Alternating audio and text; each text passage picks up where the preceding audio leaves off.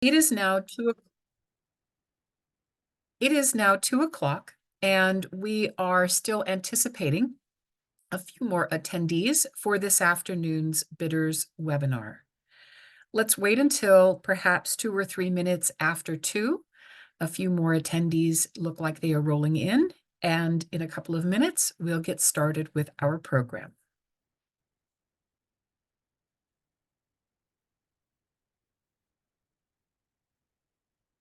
Francisquito Creek Joint Powers Authority. We welcome you all to this afternoon's bidders webinar for the Master Services Agreement. Before we get started on our overview, I want to thank and acknowledge the 19 participants who are online.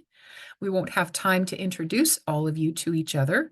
We have a hard stop at 3 p.m. If we get to the end of our time and you still have questions, please don't hesitate to send us an email. You can find all of our contact information on the website. So meanwhile, during the presentation, if you have any questions or if you would like to share any other pieces of information, please use the chat function. You can find that, at least on my screen, it's at the top of the screen. Maybe yours is different, but use that chat function to share your questions. At the end of our webinar, we will collect our notes, collect the questions, and present the questions and answers along with the recording of the webinar on our website. You'll be able to find that probably in the first couple of days of next week. Although a caveat, it is the State of the Estuary Conference, and we will all be there.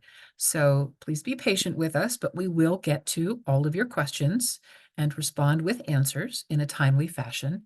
And perhaps we will also have the benefit of seeing you in person at the State of the Estuary. Okay, without further ado, on we go. So, making sure, yes, there we go.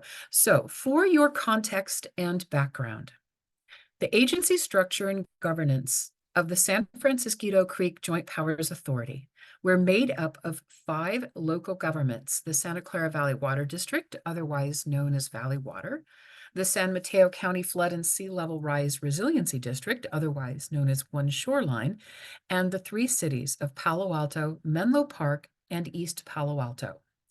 Our governing board is made up of 1 elected representative appointed from each of those entities. Our board typically meets monthly, and this Master Services Agreement and Task Order 1 must be approved by the board, and that is, we hope, planned for our April board meeting, typically the fourth Thursday of every month. To give you a little more context, the San Francisquito Creek overflowed rather significantly in 1998. It is still considered the flood of record. In 1999, the SFC-JPA was formed as a way to address this cross-jurisdictional, cross-county, very complex problem about how to address flooding on the channel. Originally, the Army Corps of Engineers was engaged to perform a general investigation study, and that proceeded over the course of several years. It was a complex endeavor. Much work was done and accomplished. However, that endeavor was closed in 2020 in favor of reducing the scope of individual components of the project that could be done in, how shall we say, bite-sized pieces. And right now, we are working with the Army Corps of Engineers for a continuing authorities program, or a CAP 205 program, for part of the Reach 2 or urban reach of the project, which is the focus of this effort. So what we've done as part of our work is a very significant project that was completed in 2019. This very significantly enlarged the downstream capacity of the channel from Highway 101 downstream to the mouth of the bay, up to more than 9,000 cubic feet per second. It improved and created habitat, and it has significantly enlarged the channel width. There's an additional bridge, part of which you see in a picture in this montage, and there is additional trail access and significant flood protection for the city of East Palo Alto. Moving upstream, now that that constriction has been addressed, projects upstream can begin to be addressed. There are several components of the upstream project: replacement of bridges, channel widening, and top of bank structures are what had been conceived as the way to address the flooding issues, the overbanking issues in the upstream Reach 2 area. However, then some other things happened. So you may recall last winter, New Year's Eve, there was a very significant series of storms. The creek overtopped its banks, and we learned a lot about the way the creek behaves based on that information. And it was not what we were expecting. So here are some very visual reminders of how high the creek can get and where it can go, and the damage it can bring to our communities. What was particularly interesting about this event, among other things, was the prediction versus what actually happened. We had at least 3 times more precipitation than the National Weather Service had forecast. And the creek overflowed its banks at a flow rate lower than our previous models had suggested it would. So we undertook some surveys and an independent review of the HEC-RAS model to corroborate and confirm, yes, this really was what we saw, and perhaps give us some information about why. So what we learned was that the model sort of fairly well approximated what would happen at those flow rates. However, it did not capture the detail, nor did it capture how sensitive the creek is to small variations in top of bank topography or in roughness. So as we are learning more about the creek and how it behaves in these higher flow scenarios, we are recognizing that we need to review and probably adjust how our Reach 2 project elements will be framed, how they will be how they will be chosen, and how we move forward.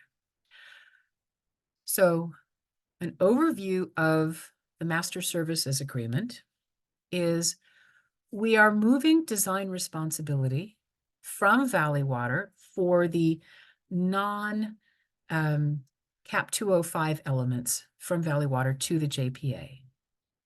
And largely, this Master Services Agreement is a request for a statement of qualifications for future task orders.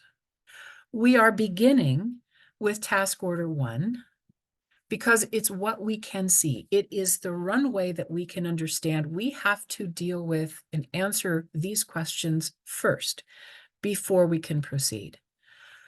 So we need help to develop viable alternatives for flood risk reduction in Reach 2, taking into account what we have learned, what the model has shown us, what our recalibrated, revalidated model shows us. And moving forward, we know that at least a couple of things are going to be able to move forward because they don't transfer risk, they're well underway, and their implementation will only be advantageous. The first of those is Palo Alto's replacement of the Newell Road Bridge. The other parts are widening. There is a very large concrete structure built in the 1940s or 50s that sticks into the creek just upstream of University Avenue.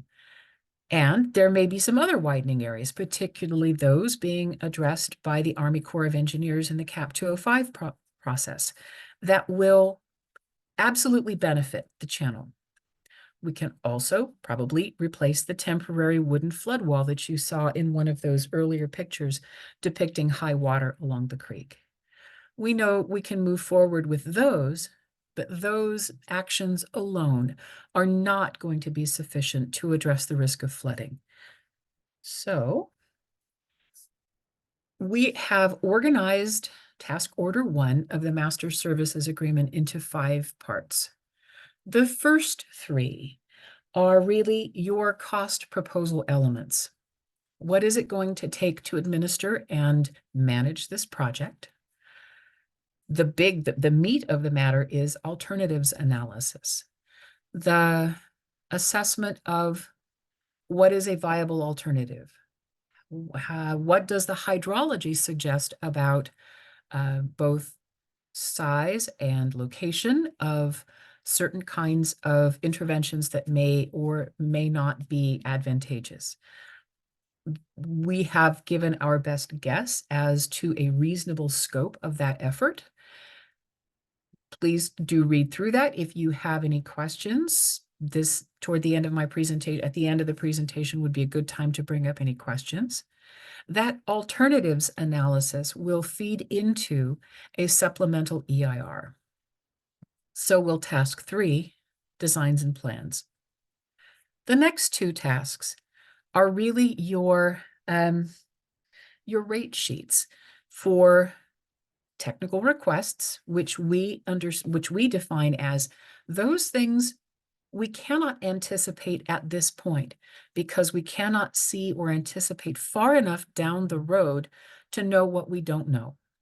We are leaving the door open for project-related, alternatives analysis-related technical requests. Those will be specified in our work together. We also have a number of other projects going on, and from time to time, the workload gets a little heavy. So if you have technical staff that you can make available to us who may be able to help with, various project tasks not associated with REACH 2, that is also something that we are putting out on the table as a potential need. So moving ahead, our hypothetical schedule with the MSA in place by the end of April, then and through the process of the evaluation and selection of preferred alternative or alternatives by the end of this summer. Then moving ahead, that information, some in parallel, some in series, of course, the supplemental EIR completed by February of 2025. Hopefully, you're interested in knowing how we are going to score your proposals. The first is a Boolean, yes or no. These are the basic responsive proposal criteria. Make sure that you complete and can check yes to all of the above. If any no's come up in this set of questions, your proposal will be set aside. Assuming everyone can complete all of those points and provide a responsive proposal, we will go on and score as following: completeness, quality of the solution, cost, references, familiarity with our unique context in the San Francisquito Creek watershed, your demonstrated and verifiable experience and expertise, the green design and construction strategies and methods and engineering with nature, innovative concepts. I'm sure we can't think of everything. So those are the criteria. Those are the points. There's a range. We will come to the end of that scoring process. And if there isn't a very clear single prospective consultant, we will have a series of interviews that will help us further refine our selection process. We do hope to move through that as promptly as possible so we keep to our April schedule. That is the end of my formal presentation. I hope folks have lots of questions. My colleagues, Miko Harris-Parker, who is our finance manager, and my colleague, senior project manager, Tess Byler, are both standing by. So if I can't answer your question, I'm sure one of them can. So with that, I see Mark Lander has raised his hand. Nico, can you unmute Mr. Lander?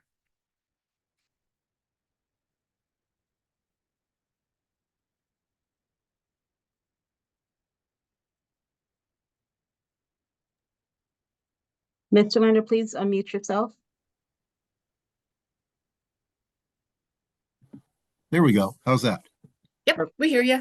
Okay, so Margaret, the material that's due on April 5th, are you looking for, you're looking for sort of quals for all the work to be covered under the MSA, but are you also looking for an actual proposal for task order number 1?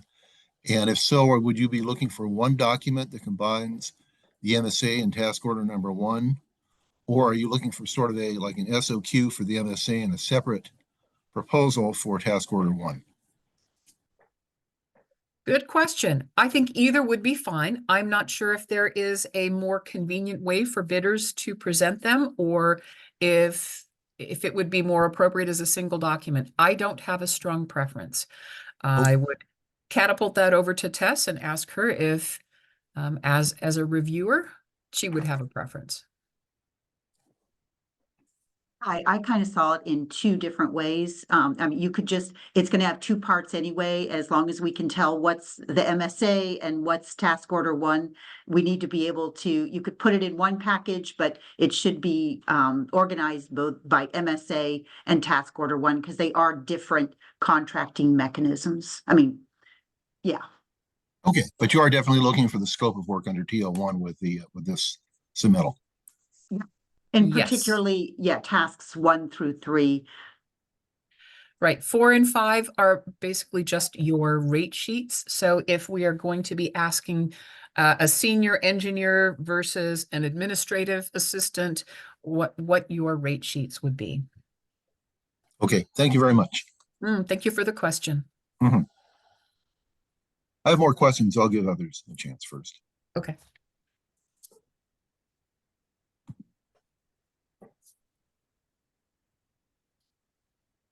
Any other questions?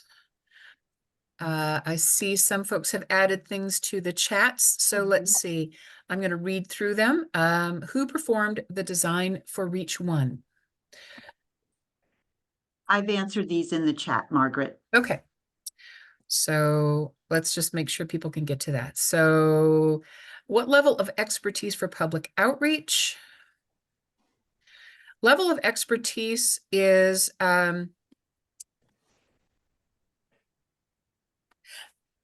we need the services that could provide us great visualizations. We need somebody who can provide succinct and clear messaging. I think between the existing JPA staff, we are very good at organizing events, at presenting information, at answering questions, but we do not have graphics support, and we do not have official communications support on our teams. Yeah. So I hope that answers the question about expertise of public outreach. And I need to, somebody just put in the chat that they can't see my responses, and I now see it only goes to host and panelists. So I will just try to, we should answer them right now. HDR completed the Reach 1. For Reach 2, Valley Water did designs in-house. The bridge was NV5, and Mark Thomas did the widening areas and took them to 90%. And both the plans and the existing HEC-RAS model can be made available. And then the CEQA team, it says, can you confirm that JPA has a CEQA team identified, or should our team include CEQA specialist? We have a EMC planning group in Monterey on board to do a supplemental EIR. We had already envisioned that we needed to include top of bank elements that were not part of our original 2019 EIR. So that is why we had them already. We will need to update their scope a bit. They also have been on hold.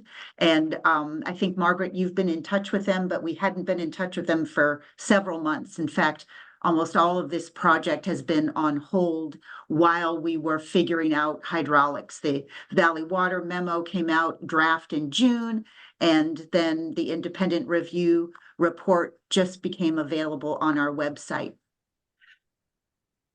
So Thanks, to Jess. answer It that would- question, I think we have CEQA, but it would also, with public outreach support, that would also kind of go along with it. And it would be helpful for members of the selected consultants team to have pretty solid familiarity with the CEQA process, because the consultant team or consultant and our SEIR contract will need to work closely with one another. And I see Mr. Lander has his hand up again. Mr. Lander, do you have a question? I've actually got 3 questions, if I can. Okay. So first question for you, Margaret. So to clarify in the public outreach, you are looking at for us to participate in 3 workshops, probably some board presentations, bring materials for presentation, have those available, but you would be setting up the meetings. And are you looking for us to set up any kind of like a social media site where people can view the working process, or is that something you're handling? Actually, that would be extremely helpful. I would suggest you put that in the category of and other cool things you bring to the party, if that's a resource that you can provide. Okay. As you probably guessed, we're a small team, and although we try to keep our website as current and up to date as we can, we do not have a social media presence because we don't have the staff bandwidth to manage that. Okay, thank you, Margaret. So second question, the Corps under their CAP 205 program is developing some creek widening designs, or has developed some creek widening designs. But our analysis under task 2 should include the entire creek, including the reaches that have previously been reviewed by the Corps. Yes. Okay, got it. And then one last question. You're looking for, I think, 5, maybe more alternate designs for consideration. We're only doing a 30% design for the selected alternate. Is that correct? That's correct, under this task order. So we are anticipating that there will be subsequent task orders more significant than this one. This is the beginning of the work, right? We have to get to the point where our board has enough information to give us clear direction. These things are out, these things are in, but of this remaining set that's in, what is working best? We can't get there until we go through this first part, right? So that's our urgent priority. Yeah, and I just wanted to say that, we've got maybe we've assumed 5 for cost estimating purposes. That would be, model runs, trying to figure out what would be the preferred. They need to be developed enough with enough precision to be able to figure out what the preferred alternative would be and enable CEQA. So that's the level that we're looking at for the alternatives. Right, but not a cost estimate or a 30% level design. No, not for anything but the preferred. Got it. Right. And I guess, And in terms of, sorry, Mark, but in terms of a cost estimate, at least a reasonable level of, okay, a relative cost estimate of the various options. So if there are, let's say, 5, you can rank them small, medium, large, very large, or something like that. So some kind of metric, even if it's broadside of a barn dollar guesses, so that our board can sort through this and say, okay, these are the relative benefits, these are the relative costs. We can make an informed decision. okay, that helps. Thank you. And then Mhm. with regards to the schedule, just one last Yeah. question. You're looking to have task 2, which is the alternate selection, completed by, say, late summer. But you're not looking to have a 30% design until after CEQA is done? In parallel with CEQA. And Tess, do you have any input on that? So I'm imagining, Mark, and this is an excellent question, and thank you for the clarifying questions, that we want to be able to do as much as we can in parallel and not in series, because we would like to move this project along expeditiously. So as we winnow out projects, there are probably some things that can be done to move us along in parallel with our EMC planning group colleagues to move CEQA forward. We won't get to the 30% design until those preferred or those likely candidates are chosen, right? So I think that's, at least in my imagination, that's how that would go forward. Tess may have some clarifications. Yeah, so we would need the 30% design to really do CEQA, somewhere around a 30%. We can't do it without it. We need that much information about our preferred alternative at that point. So there would be a need to, the way I saw it was that we would, and the project description is scoped under EMC planning group, that once we got things settled enough after we do our alternatives evaluation, then EMC would prepare the project description. Okay, so the 30% design. So once we get through the alternative selection by, say, September in the summer, we immediately begin working on the 30% design. You'd want to have that done by, say, early 2025.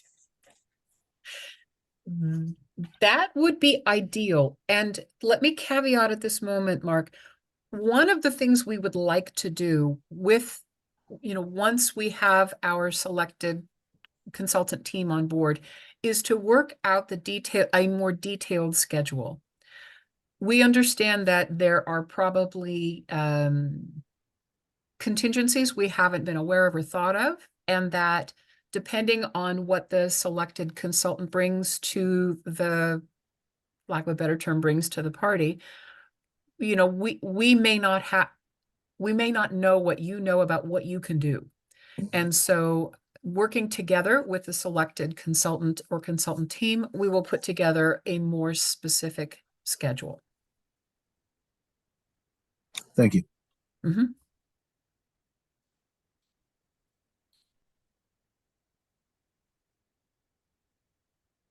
And if I could just add on to that just a little bit, this RFP came up because apparently I wasn't here at the time, but for the Reach One project, our member cities, Department of their Public Works and Planning departments were able to get together and kind of develop enough of designs to go through an alternative evaluation for the Reach One project.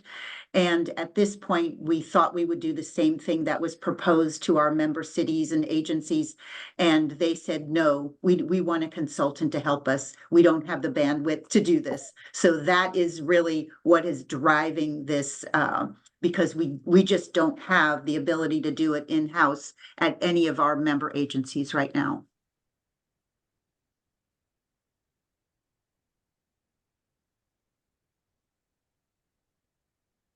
And I'm looking through the chat and do not see any other questions.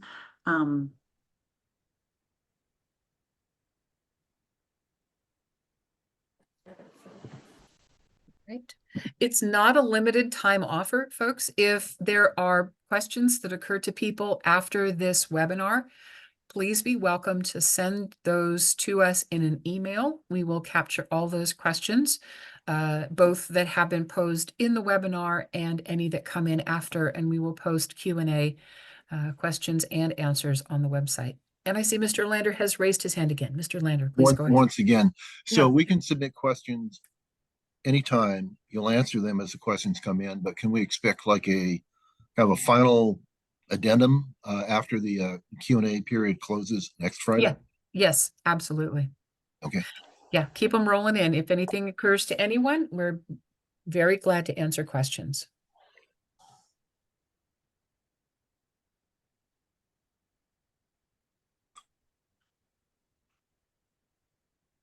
Well, I'll have one more question if I can. Yeah, please go right ahead.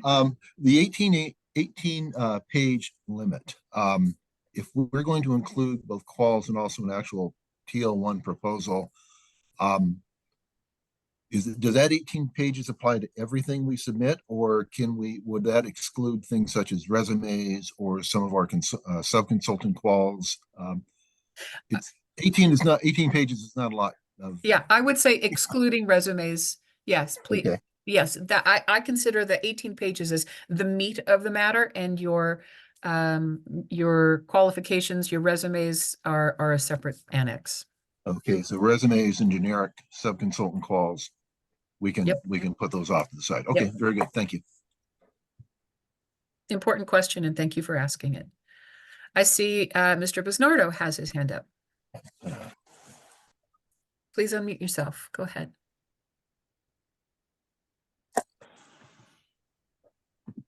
Max, can you talk? Can you unmute yourself? Mr. Brisato, can you unmute yourself, please? Here we go. Can you hear me now? Yes. Thank you. Yes. Hi. Thank you. Okay, sorry, it took me a moment. This is just a follow-on to Mark's question about the length of the proposal. So 18 pages, not including resumes. However, we talked about, you know, that a consultant could, there's two proposals essentially could be packaged into one for the MSA and for the task order one. So is the total for both of those 18 pages? I'd like to keep it to that if it's possible. I'm hoping we're gonna have a bunch to review, so I understand that brevity is sometimes difficult, but brevity also helps sharpen focus. Tess,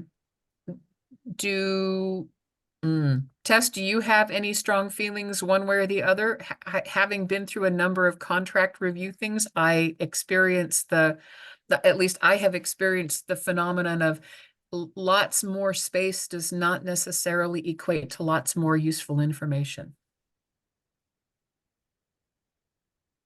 I do not, but I had thought that it was 18 pages for each. So I think that we will need to get back to you because I'd have to defer to Margaret because it's you know, an SOQ is your team and what you're doing. You can and that you should easily be able to get in there. But the TO1 is really the meat of the proposal at this point in our, you know, you put together a good team and then you think about what you can do under TO1. So I think Margaret and I will talk about it and we'll post the question on there.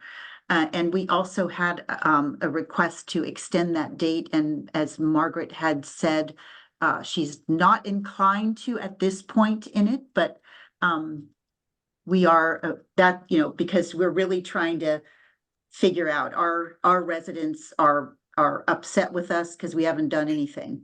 Or they think we haven't done anything. They forget Yeah. about Reach One.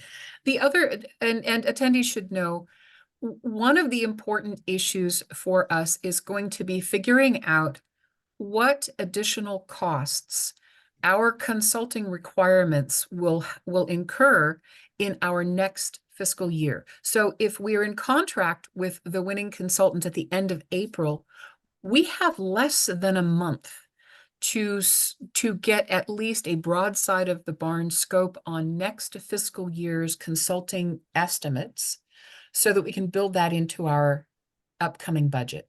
So there is definitely an urgency about getting this selection process completed in April so that we have some time to work with the selected consultant to help us build out that future consulting runway.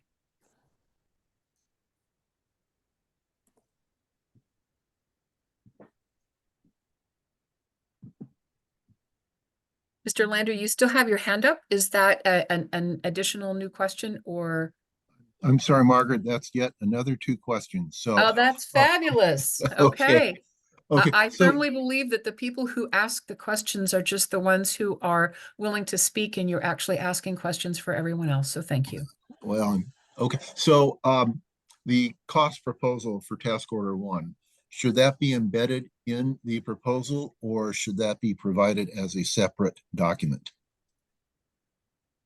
The way that I saw that is you would have a one-page roll-up by task, and then you would have your backup, and the backup would not be included in the page limit. Right. We're going to have our fee in the, I mean, oftentimes the actual fee is submitted separately. And so the proposal is reviewed first, and then the fee is used later for the contract negotiation. But it sounds like you want the actual fee included with the proposal. Yes, that would be helpful. Thank you. Okay. Yeah. And then just one last thing with regards to the deadline extension. I believe that, okay, April 5th, I believe that week before the deadline, maybe spring break for a lot of schools. And so a lot of people may not, it'll be a short week for people. People may not be around that week. And so if it worked for that week, we'd probably, we're basically, we may be losing a week in there. That's, I just one thing to consider as to whether or not you're agreeable to an extension or not. I think just 1 week might take care of that. We'll take a look at our schedule and see what we can do. It's important that we take this to our board. Our board meeting is April 25th, I think. Understood. I see there is another question in the chat. Who was the geotechnical consultant for Reach 1 and Reach 2? So it was a combination, and Tess can clarify. Part of the Sure. geotechnical, I'm sorry? Yeah, so for Reach 1, it was GEI, and for Reach 2, Kleinfelder.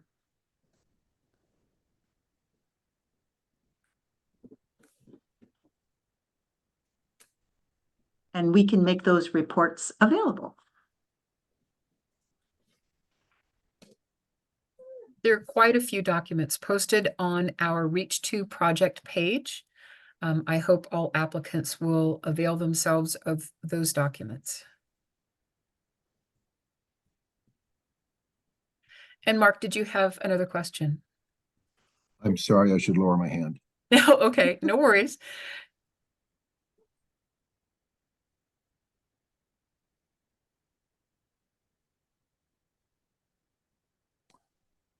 All right, if there are no further questions, we can Mr. Lander, go ahead. I'm sorry, another one. No, don't apologize. Appreciate it. Question for it. Is the current model, is that available for review? Absolutely. It's available upon request. We can send any requesters the link where you can download the current Schaffenweiler HEC-RAS model. It is a very large download. Okay, and that's the actual model. That's not just their summary. That's the Yes, model. that's the actual model. Great, thank you. Yep.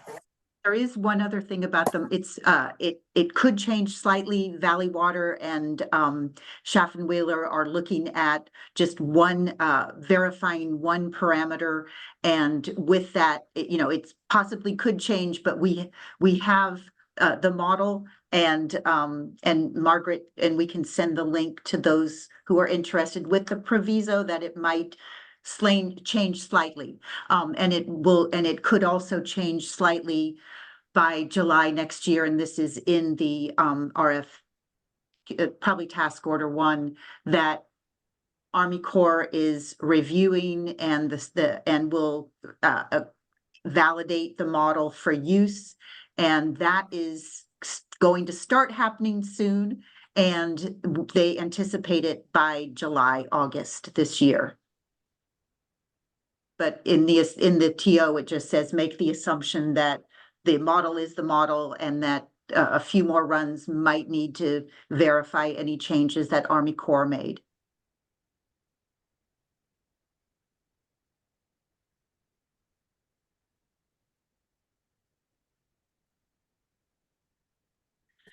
Okay, I'm going to take a quick scan up through the chat to make sure that we have answered all of the chat questions. It looks like we have.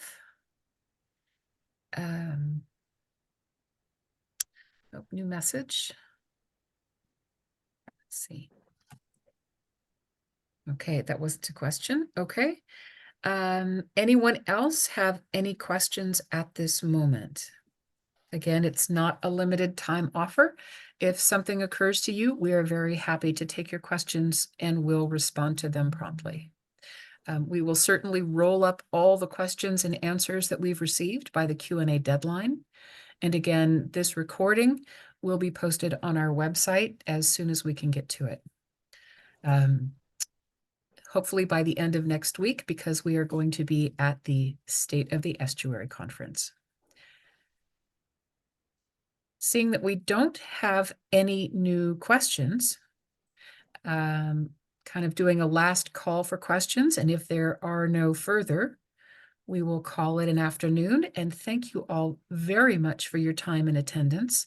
We look forward to seeing some creative and thoughtful proposals, and really look forward to working soon with the selected consultant. Any questions? Going. Okay, with that, happy Friday, everyone, and thank you so much for your participation. It's much appreciated. Bye for now. Thank you.